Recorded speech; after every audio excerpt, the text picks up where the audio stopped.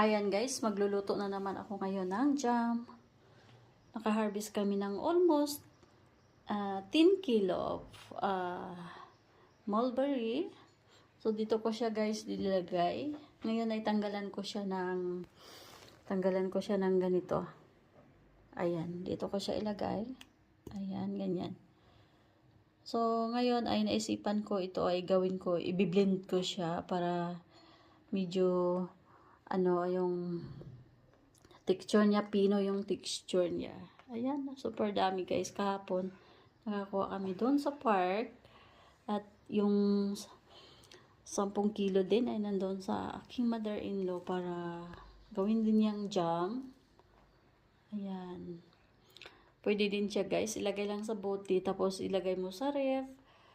A year coming din siya. Hindi siya nasisira. Ayan po. Thanks.